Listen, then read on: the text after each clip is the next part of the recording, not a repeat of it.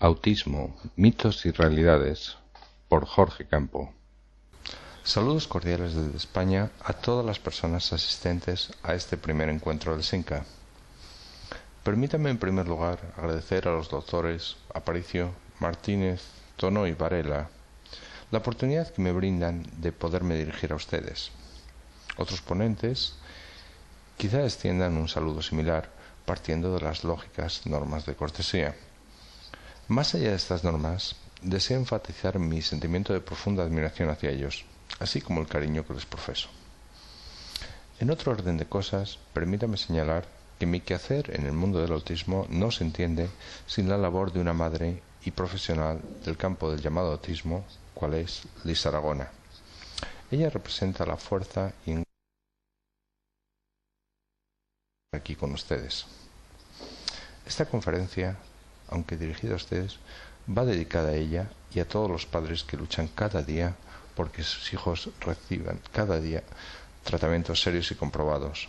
Durante la siguiente hora vamos a tratar algunos mitos y realidades que existen con respecto al autismo, los errores, las falsas concepciones, los tratamientos basura, los intereses que van más allá de los niños y tantos elementos que inciden en este mundo del llamado autismo son imposibles de tratar en una hora. Dado que entiendo tener un público de estudiantes de psicología, enfatizaré los elementos conceptuales tratando de hacerlo desde una perspectiva divulgativa. Espero que les agrade. El mito de la enfermedad mental.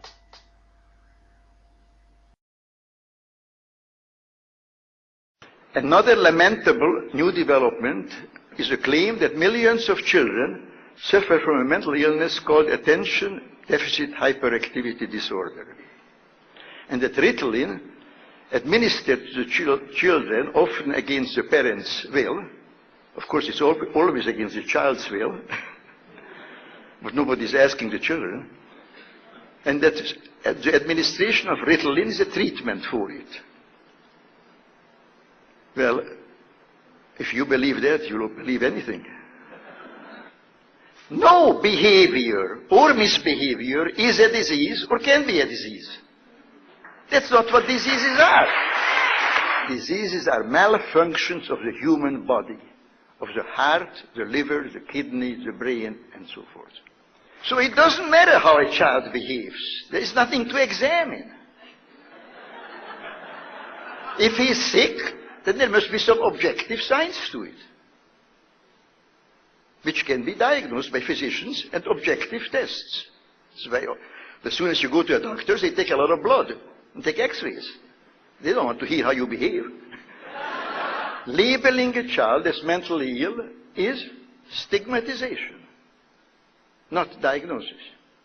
Giving a child a psychiatric drug is poisoning, not treatment. El primer mito de todos los mitos sobre autismo como enfermedad mental es precisamente el término autismo y sus connotaciones. Veremos a través de esta charla que la concepción de la enfermedad mental y las consecuencias que de ello se derivan están en el núcleo de todos los mitos y malentendidos que se dan en torno al llamado autismo. El mito del autismo básicamente responde a la falsa creencia de que existe una enfermedad mental llamada autismo, la cual es diagnosticable y es responsable de determinados rasgos autistas. El término autismo pertenece a las denominadas enfermedades mentales creadas por los estamentos psiquiátricos y tiene el mismo estatus conceptual que otras enfermedades mentales, tales como el déficit de atención o la depresión, por ejemplo. El tratamiento del llamado autismo como tal enfermedad mental no corresponde aún al ámbito de la medicina en general, ya que no existe análisis de sangre, marcador genético, prueba de rayos X, o escáner o cualquier otra prueba médica objetiva que permita discriminar a una persona catalogada como autista de cualquier otra persona.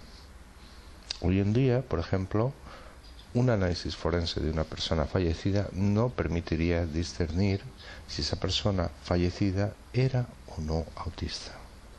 Ahora bien, lógicamente, la realidad de estas afirmaciones no implica que sea innecesario el grupo de usos multidisciplinarios, más bien al contrario. Estos grupos pueden identificar, aislar o descartar factores fisiológicos o de otro carácter no conductual. Estos factores pueden estar incidiendo en determinadas conductas objeto de nuestro estudio y como tales deben ser examinadas por los especialistas correspondientes. Análogamente, las afirmaciones vertidas tampoco implican que se niegue un problema o trastorno del desarrollo todavía por determinar. El mito del autismo. Indudablemente partimos de la noción muy extendida de contemplar el llamado autismo desde una perspectiva médico-patológica predominante. Conceptualmente, este modelo representa en líneas generales una cosificación de la enfermedad mental en la que no existen signos objetivos que la delaten, pero sí síntomas, los cuales serán utilizados después para explicar la enfermedad. En general, no existen graves problemas en acogerse al modelo médico cuando lo hacemos desde la perspectiva del signo médico objetivo, esto es, cuando el signo se define como un resultado objetivo detectado proveniente de pruebas tales como análisis, escaneos, exámenes físicos, etc.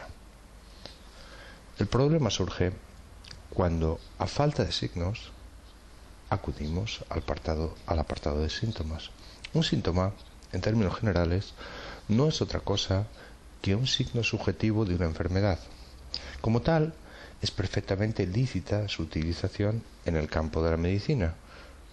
Pensemos, por ejemplo, en síntomas tales como fatiga, mareos, indisposiciones, etc. Todos ellos son manifestaciones subjetivas de un signo, pero son claves o pistas de una posible enfermedad.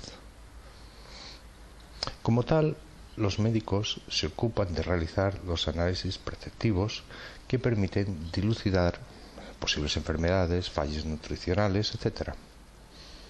Volviendo ahora al tema del autismo, y al igual que con cualquier otra denominada enfermedad mental, hay que afirmar que está totalmente aceptado por los estamentos médicos que al menos hasta el día de hoy el autismo no posee signo objetivo alguno que lo delate. Nos quedamos así sin signos pero con síntomas. Ahora bien, los síntomas que nos quedan no son otra cosa que características puramente conductuales. Y aquí entra ya el primer error conceptual grave. Este error consiste en equilibrar ciertas respuestas observables, o si se quiere, ciertos umbrales o formas de respuesta con síntomas médicos, es decir, con manifestaciones de una enfermedad, los cuales acaban convirtiéndose en signos objetivos de cualquier enfermedad mental, de cualquier enfermedad legítima, Esto es, ciertas conductas, o si se quiere mejor, ciertos fenómenos conductuales, son agrupados estadísticamente y mediante un acuerdo entre ciertas personas acaban transmutándose aparentemente sin problemas desde un plano meramente conductual, donde deberían haber permanecido, a un plano biomédico, para convertirse así en signos objetivos de alguna enfermedad, en este caso mental. Desde esta perspectiva, los fenómenos conductuales no normales son siempre la manifestación de alguna enfermedad mental.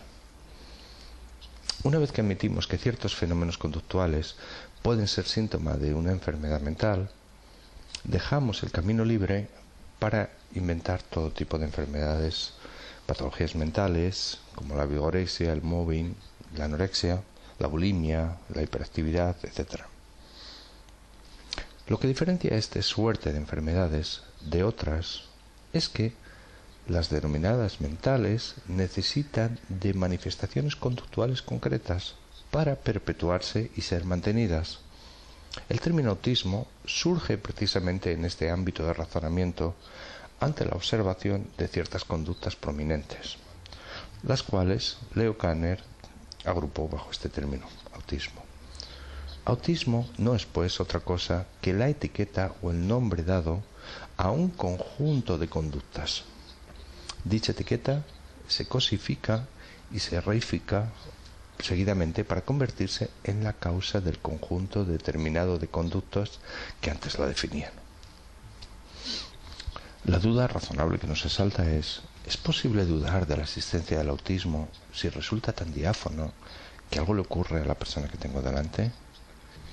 Es claro que elementos anatómicos, fisiológicos o de otra índole no conductual están afectando o pueden afectar a personas en las que observamos problemas de adaptación a su entorno, y así es perfectamente lícito estudiar la química cerebral, las proteínas o cualquier otro elemento que pueda darnos la razón de ser de las dificultades de adaptación. Ahora bien, al igual que es lícito este estudio, y ante la falta de signos objetivos, a día de hoy nos queda solamente las conductas a examinar. El error vuelve a ser medicalizar la conducta, cambiarla de plano nivel y convertirla en enfermedad, sobre todo cuando estas conductas resultan más aberrantes, extrañas o prominentes. Así pues, el autismo como enfermedad no existirá o no debiera existir mientras no logre ir más allá de las meras conductas que dice justificar. Realidades de la conducta. Para entender mejor la diferencia entre el modelo médico y el conductual, lógicamente conviene señalar algunas características y diferencias.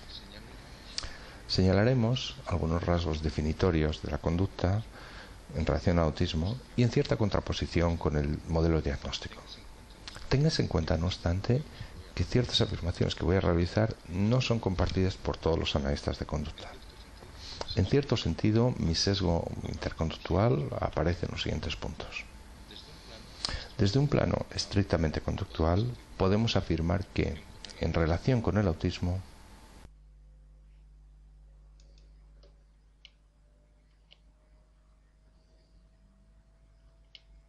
el autismo simplemente no existe.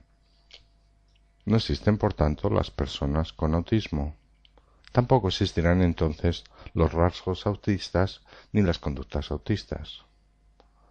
La etiqueta o el término autismo no es la causa de la conducta. La conducta autista no se diferencia de la denominada conducta normal. Los denominados síntomas autistas no son sino meras respuestas de las que no se han definido sus características funcionales, contextuales u otras. El diagnóstico autismo no tiene valor conductual alguno. Y en relación con la conducta, podemos aseverar que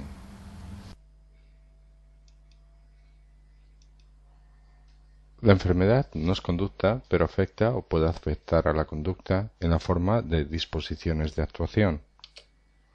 Las conductas no se tienen o no se poseen y tampoco se ven. Las conductas no ocupan un lugar, no se localizan en tal o cual espacio. No existen dos conductas iguales. La conducta de un individuo es única y varía a cada momento, incluso para ese mismo individuo. El individuo es la medida de sí mismo. La conducta es básicamente una relación de la persona con su entorno. El mito del diagnóstico objetivo. Contrariamente a la opinión que se tiene de ellos, los términos diagnósticos no son armónicos ni sistemáticos, ni generan acuerdos generalizados entre los que los utilizan. Un niño catalogado como autista que haya visitado diferentes especialistas puede acabar con facilidad con 3 o 4 etiquetas diferentes, no necesariamente compatibles unas con otras. Al igual que ha sucedido con otros términos diagnósticos, el término autismo ha sufrido desde su descubrimiento una ampliación constante, ya sea mediante la invención de nuevos términos o ya sea mediante la disolución de los términos que había en otros términos más vagos y abarcadores. Hoy en día términos tan generalistas como trastorno de espectro autista, trastorno general del desarrollo no especificado o trastorno idiopático reflejan la dificultad con que se ha encontrado la psiquiatría al querer catalogar conductas e insertarlas a la fuerza en sus diversas categorías. Este afán por poner puertas al monte no es muy entendible más allá de ciertos intereses extraprofesionales, pero bueno, esto es otro tema.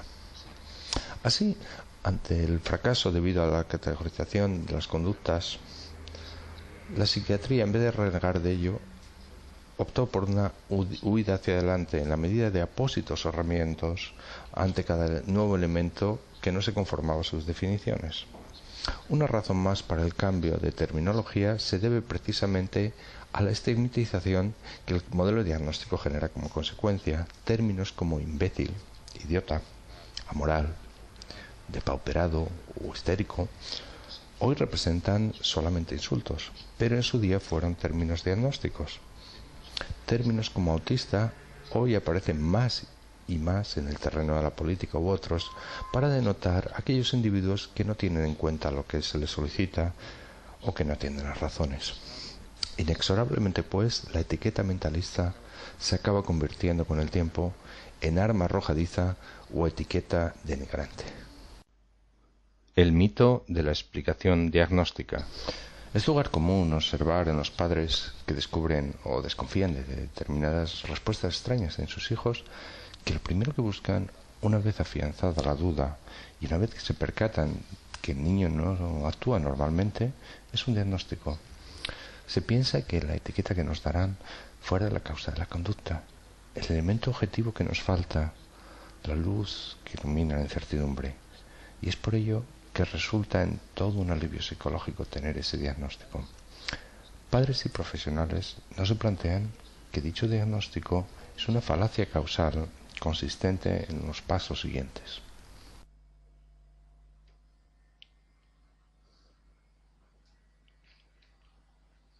Se observan determinadas respuestas conductuales. Se observa la forma de la conducta. Se toman datos estadísticos de ocurrencia de respuestas similares. Se reúnen varias personas que deciden por mutuo acuerdo dar un nombre o etiqueta a esos grupos de respuestas. En el libro de etiquetas, también conocido como DSM-4, se añade la nueva, la cual pasa a englobar el listado de enfermedades mentales que allí se contienen. Un niño con determinadas conductas es examinado bajo el prisma del libro del mutuo acuerdo, o sea, el DSM-4 o libro de las etiquetas.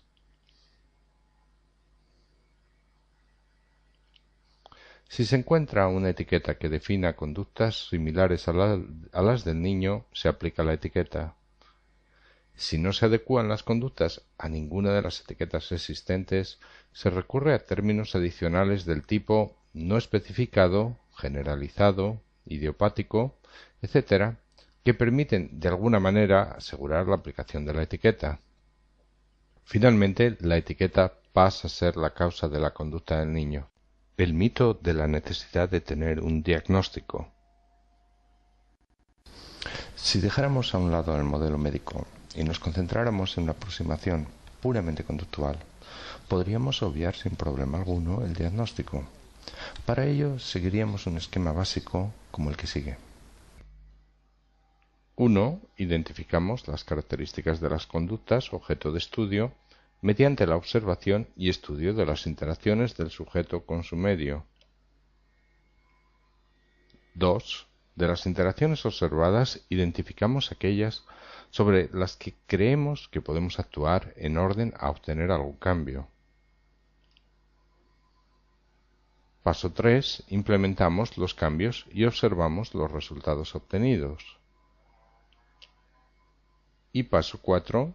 Si estos resultados no son los deseados, revisamos los pasos 1 y 2, es decir, volvemos al comienzo. Realmente, pues, el estudio de la conducta no necesita de diagnóstico alguno que lo marque.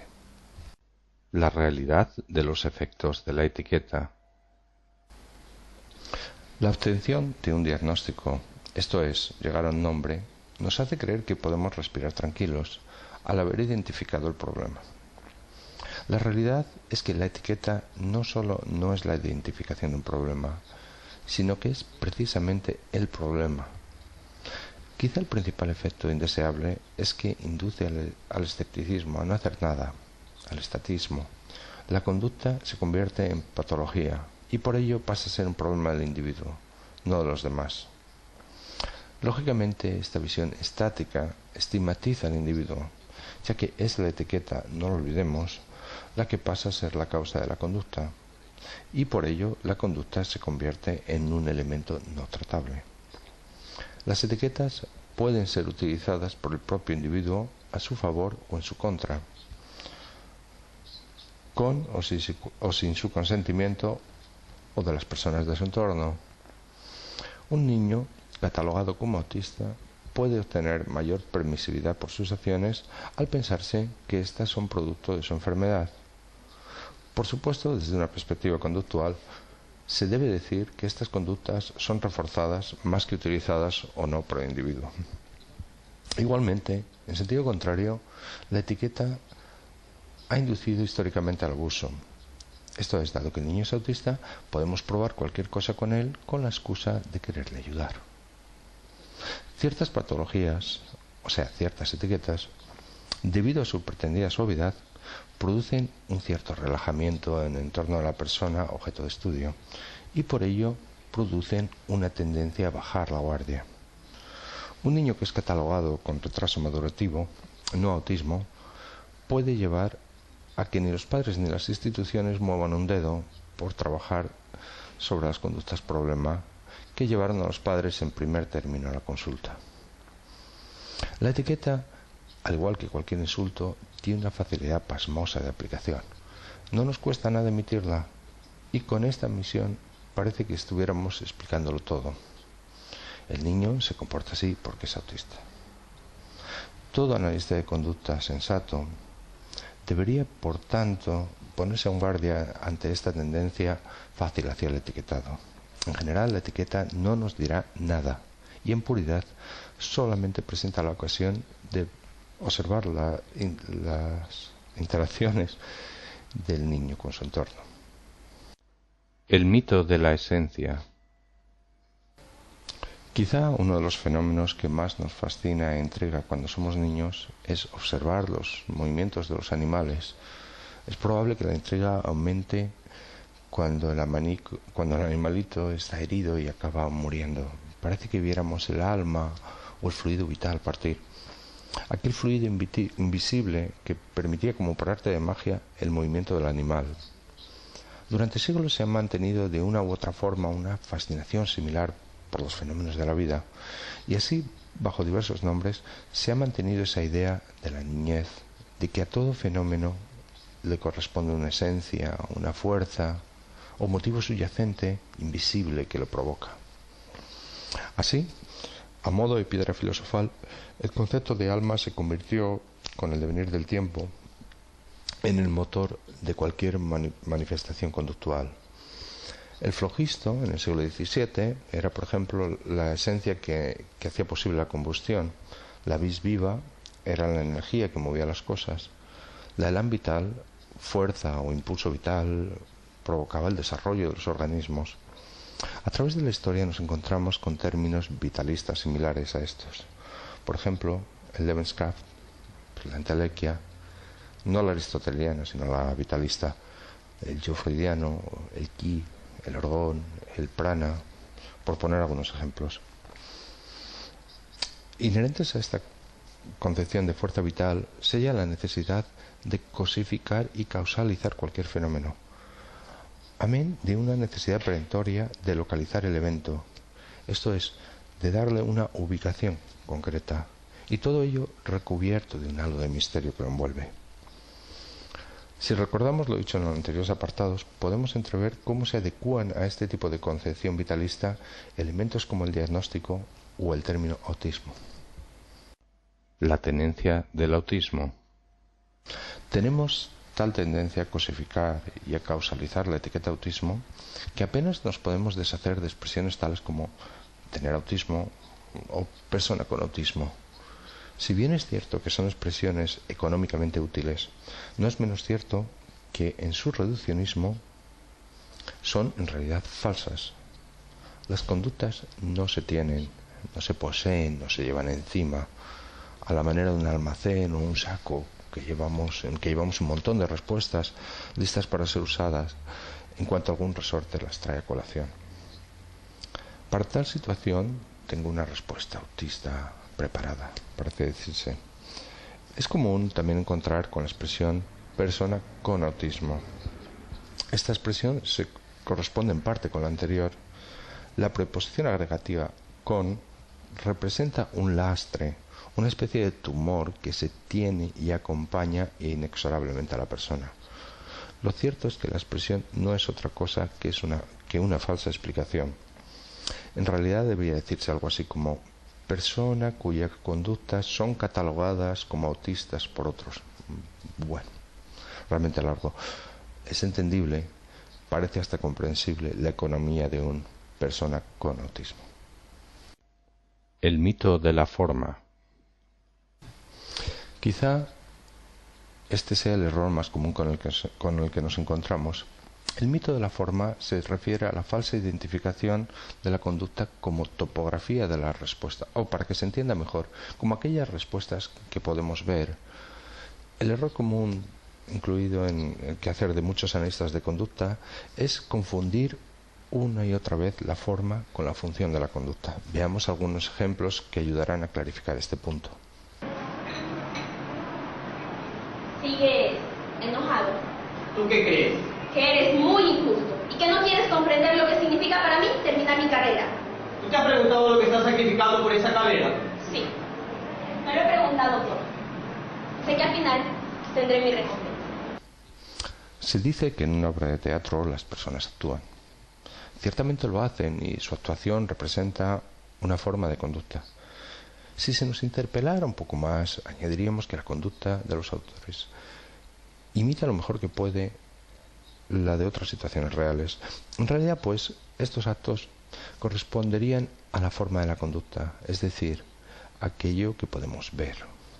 Ahora bien, obviamente podríamos añadir que dado que las personas están actuando, su finalidad es entretenernos, es decir, que nos metamos en la obra o llegar a cobrar un dinero por su actuación, etc.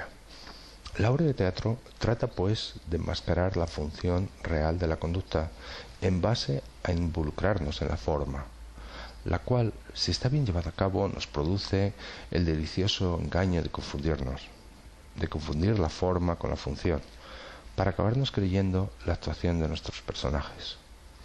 El teatro representa, pues, el intento de igualar la forma con la función. Obviamente cualquiera que utilice el teatro como ejemplo típico de lo que significa conducta estará cometiendo el grave error de confundir forma y función.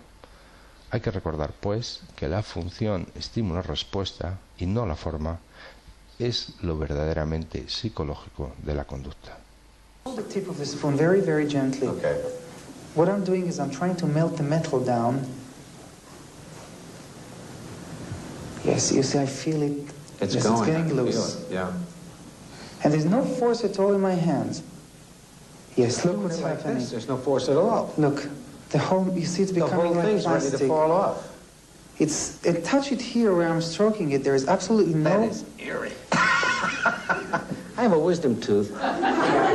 If you can see, the metal is beginning to crack here. It's and- breaking. Yeah, see And what's... he's just Look, doing it's this. becoming, it's like Look, putty look at wax. You see? Look.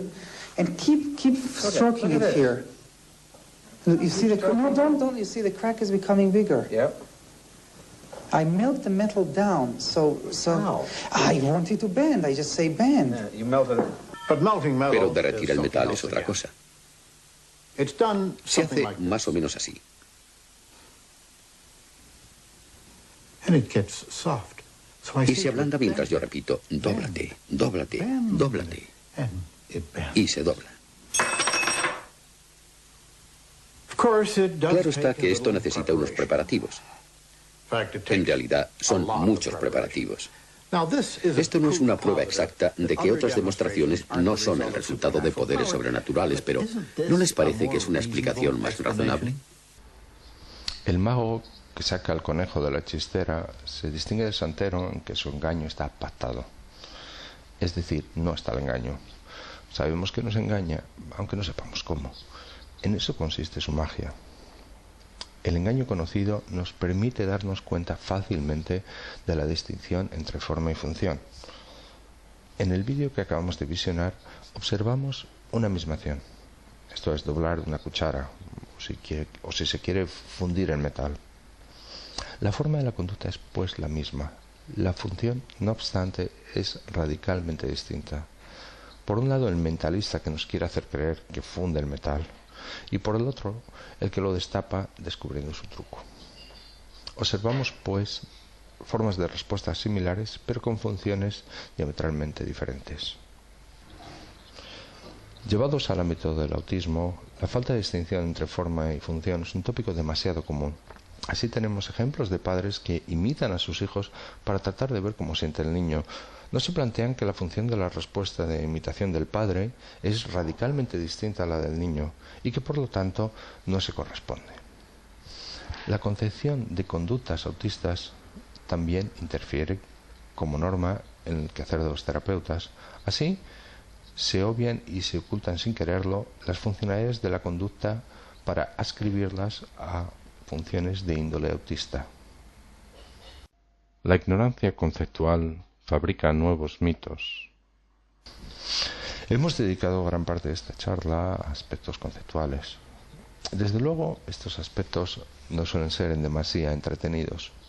Lo que sucede es que cuando no se les toma en cuenta, y esto ocurre en la mayoría de las ocasiones, acaban generando formas de actuación erróneas y perpetúan las concepciones mitológicas y por ello erróneas. Algunos ejemplos de fenómenos mitológicos o directamente erróneos para el ámbito del autismo son: 1. La vivencia del autismo como visión intrigante, misteriosa, a veces del más allá. Por ejemplo, los niños índigo y cristal, en vez de una visión puramente natural. En cierto modo, muchos mitos derivan de esta visión, según la cual el llamado autismo derivan de esta visión, según la cual los niños poseen elementos extraños en su cuerpo. Supondría que los niños están contaminados por algo, que existe uno o varios elementos extraños que provocan comportamientos autistas. En base a ello, se proponen tratamientos como las dietas, las quelaciones, los suplementos, las colonoscopias, las endoscopias y otros. Todas estas actuaciones cumplen las funciones de esa filosofía subyacente, entre ellas: A. Encontrar el mal por medio de endoscopias, colonoscopia, análisis de pelo, etc. B. Limpiar el mal por medio de quelaciones, dietas, baños de barro, etc. Y C. Enriquecer el cuerpo ya purificado del mal, por ejemplo mediante suplementos vitamínicos. Por supuesto, no hay necesidad de que las actuaciones se realicen en este orden. Vemos, pues, que se trata de una especie de exorcismo completo, en el que mediante los protocolos convenientes, el protocolo DAN u otros, se elimina al demonio del autismo que el niño lleva dentro y que tanto le aflige. Este tipo de prácticas, dicho sea de paso, en alguna ocasión ha tenido consecuencias mortales. 2. La creencia de que estas personas viven en un mundo interior lejano, ajeno y propio, con el cual no podemos comunicarnos. Esta creencia soslaya el hecho de que sin lenguaje difícilmente podrían llegar a plantearse elementos tan peregrinos como ¿qué nos diría un autista? Algunos ejemplos de suplantación mental son cuanto menos absurdos. ¿Qué nos diría un autista? Algunos ejemplos de suplantación de personalidad. Las palabras son aire que no pesa para ti, pero pueden ser una carga muy pesada para mí. Lo que hago no es contra ti. Necesito compartir el placer y me gusta hacer las cosas bien. Ya que tengo un problema de intenciones, no me atribuyas malas intenciones. No me invadas excesivamente. Respeta las distancias que necesito, pero sin dejarme solo. Mi mundo es tan abierto, tan sin tapujos ni mentiras, tan ingenuamente expuesto a los demás, que resulta difícil penetrar en él. Acéptame como soy, No condiciones tu aceptación a que deje de ser autista.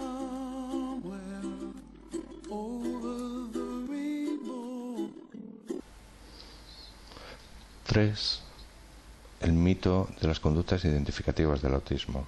Entre ellas se dice que los autistas A, no miran a los ojos, B, no hablan o les cuesta hablar, C, no pueden aprender.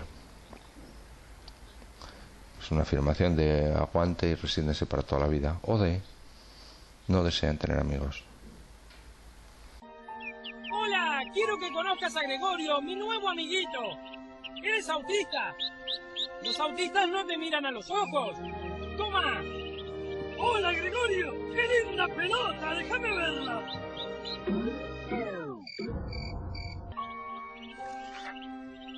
Gregorio es un niño especial. Hola, ¿todo bien? Te estoy diciendo hola. ¡Calma! Él es autista y los niños así casi no hablan. No responden a los saludos. 4. El mito de la madre frigorífico. Este mito, afortunadamente, está prácticamente abandonado, incluso entre el psicoanálisis, que es de donde proviene. Consiste en creer que la poca afección de la madre es la culpa de las conductas del niño. Directamente es una acusación a los padres, los cuales deben admitir su culpabilidad y aceptar la palabra y las acciones del terapeuta. 5. El mito de la regresión consiste en la idea de que el niño se encontraba bien hasta que un algo indefinido o definido produjo la enfermedad. Una cabeza de turco muy típica es la vacunación. 6. El mito de probar la evidencia. Este mito es muy probado por los proponentes de los métodos alternativos. Ni más ni menos consiste en demandar a los demás que prueben que lo que reivindican ellos es falso. La reivindicación cierta de que las grandes afirmaciones requieren de grandes evidencias les resulta ajena a estos sujetos. En realidad, las falacias y los errores se convierten en una lista inmensa imposible de abordar en una hora. Solo como ejemplo voy a enumerar algunos ejemplos más. El mito de la epidemia. La visión de la conducta como epidemia es más o menos contagiosa. El mito de la inmutabilidad, normalmente conocido como el autismo es para toda la vida. Este mito conduce a no hacer nada y a crear centros y ciudades autistas, resultando una completa aberración. El mito del método. Se dice que como enfermedad que es el autismo, existen unas técnicas del libro que señalan lo que hay que hacer. Este es un error o un atajo tremendamente común entre los padres y más de un profesional, y es conocido como la búsqueda de la receta. El mito del eclecticismo, pues un poquito de todo es mejor que nada. El mito de hacer algo. Hacer algo o no hacer es mucho mejor que no hacer nada. El mito de ser padres, consistente en creer que el hecho biológico de tener niños nos convierte en expertos de la educación de esos niños. El mito de la democracia y la libertad se produce cuando se confunden los gustos o la política con la ciencia, y así el voto de la mayoría o la libertad de elección de los padres debieran imponerse sobre la evidencia científica. Finalmente, vamos a presentar aquí el mito de no nos cure. Este corresponde al de un movimiento fuerte de algunas personas inteligentes que se consideran a sí mismos autistas y que reclaman que su autismo no sea tratado ni siquiera mediante el análisis de conducta. Otros autistas han indicado que precisamente porque han recibido una educación basada en el análisis de conducta, estas personas pueden tener una opinión hoy en día. El mito del analista sabio y conocedor. Pero, ¿qué ocurre con los analistas de conducta? Así, los profesionales del ABA, buena pregunta, casi me había olvidado de ellos. Sin realizar un análisis exhaustivo y serio, creo que aún así les puedo dar mi idea informal de por dónde pienso que nos movemos. Obviamente a ellos también les afecta, y mucho, esto de los mitos.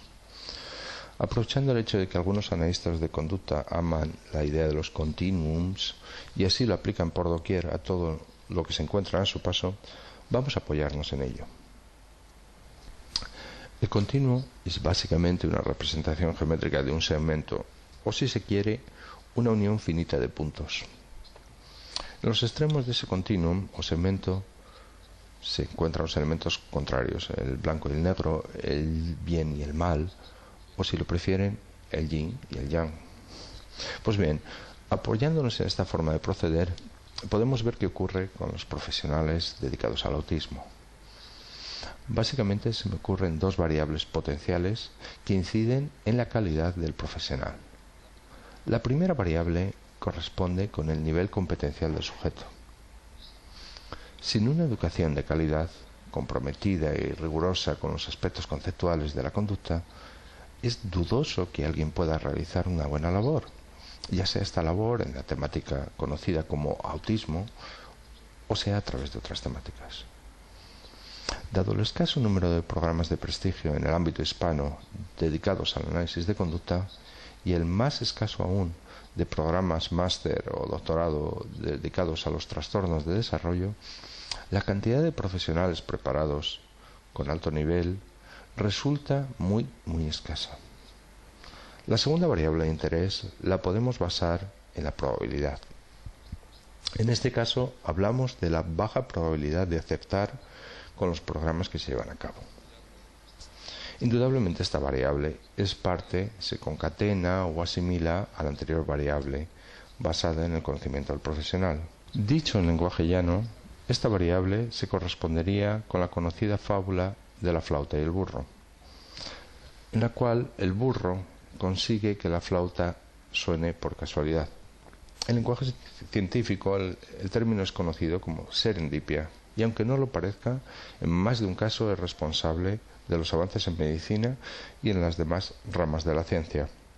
Volviendo pues a la concepción del continuum, observaríamos un decalaje o desequilibrio claro de individuos hacia el extremo, llamémosle oscuro, bajo o de escaso nivel competencial, y en el otro lado de nuestro segmento un número reducido de profesionales competentes. Llevados al campo del autismo o en general del análisis de conducta, hay que entender que la probabilidad de acertar con tal o cual actuación es realmente baja.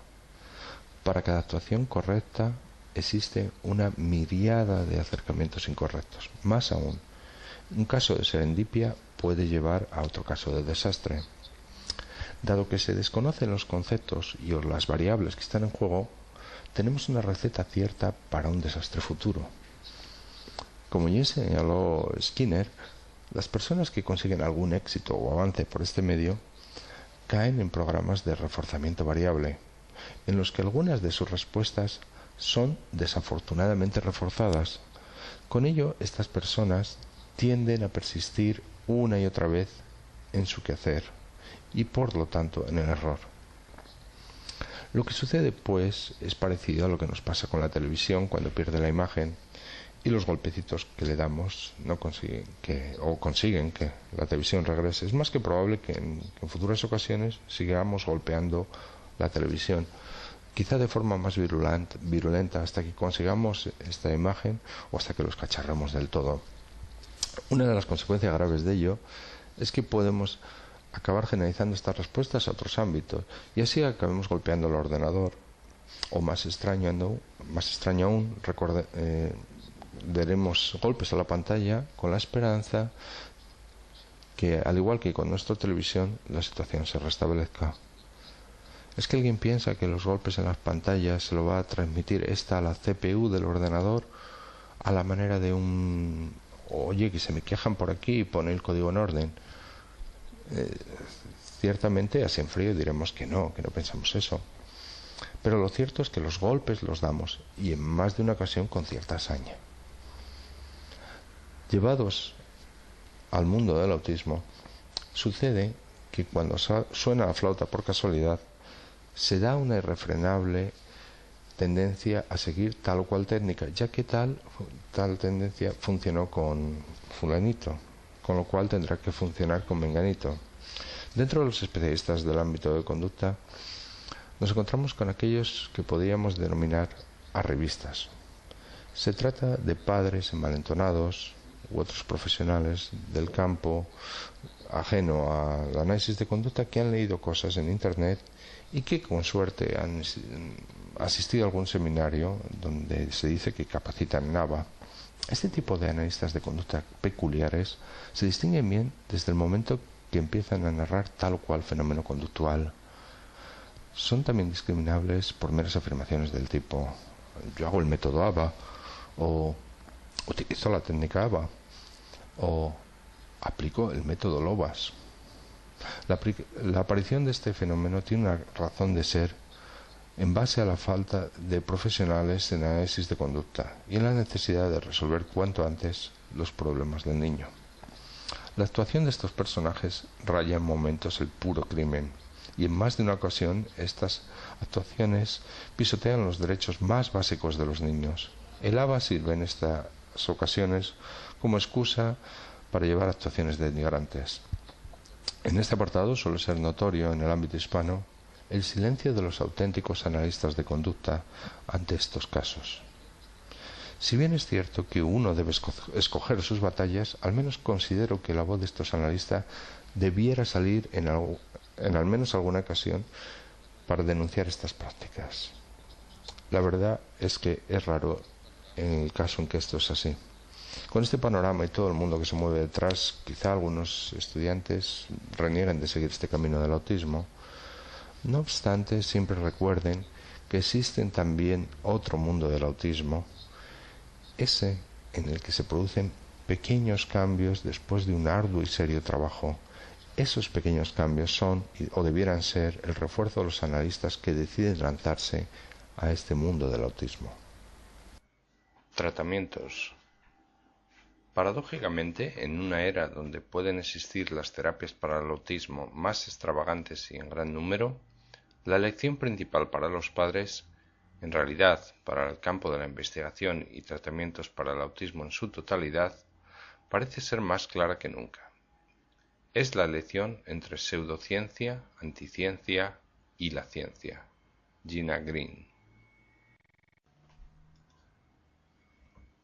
Los tratamientos que pueden ir visionando como fondo corresponden a un listado no exhaustivo de tratamientos para el autismo que se siguen hoy en día. Los tratamientos pueden ser clasificados de diversas formas. Por ejemplo, tal como indica Gina Green, en base a tener el rango de tratamientos científicos, pseudocientíficos o directamente tratamientos anticientíficos. Los tratamientos pseudocientíficos se distinguen de los anticientíficos en que los primeros se quieren hacer pasar por científicos, mientras que los segundos reniegan de la ciencia. No por ello estos últimos tienen menos adeptos, más bien al contrario. Como diría Carl Sagan, la ciencia es una vela en la oscuridad.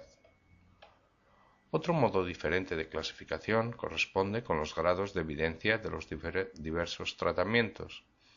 Aquí se produce en verdad un cierto continuum desde la evidencia puramente anecdótica a los tratamientos replicados independientemente. En el medio se situarían otros tratamientos con diferente grado de evidencia. En general, la mayoría de los tratamientos gozan de una evidencia anecdótica, esto es, su utilidad es afirmada por sus proponentes o por personas convencidas de que el tratamiento funciona. Es de interés también aquella clasificación que indica el estatus actual de un tratamiento. Aquí se dan tres tipos de estados. 1. Los tratamientos que han evidenciado su valía. 2. Aquellos tratamientos de los que no hay datos suficientes o los datos que se poseen no son claros. En estos casos se suele decir que son todavía experimentales y necesitan de investigación posterior. Por último, tenemos los tratamientos que han sido refutados de uno u otro modo. No por ello estos tratamientos refutados desaparecen. Así, por ejemplo, la comunicación facilitada, los análisis de pelo o la homeopatía gozan aún de múltiples adeptos, tanto dentro como fuera del ámbito del autismo. En realidad, muchos de estos tratamientos, de los que se conoce a ciencia cierta su ineficiencia, gozan de mayor salud que aquellos que han sido demostrados. Más aún, en el ámbito hispano, muchos tratamientos infundados son respaldados por las afirmaciones de más de un científico. psicólogo, doctor, etc. Dichas afirmaciones, por supuesto, no por provenir de personas de prestigio, superan el nivel de la evidencia anecdótica. Un modo de clasificación se nos presenta también en la forma del grado de perjuicio o beneficio que proporcionan los tratamientos. Esto es, tenemos por un lado aquellos tratamientos que benefician a la persona, tenemos también aquellos tratamientos que resultan dañinos, y tenemos por último aquellos tratamientos que son neutros, es decir, que no ofrecen ningún beneficio o perjuicio a la persona. Este modo de clasificación ofrece un cierto engaño, ya que, por ejemplo, la pérdida de tiempo, dinero o emociones en un tratamiento neutro podrían haber sido utilizadas en trabajar en un tratamiento contrastado.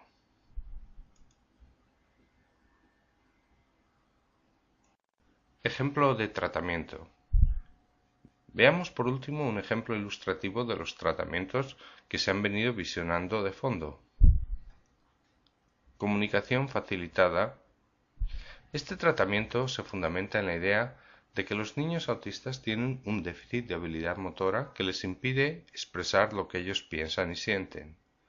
Para salvar este impedimento se utilizó un facilitador que no es otra cosa que una persona que guía la mano del niño para señalar en un tablero o teclado las distintas palabras que componen un mensaje.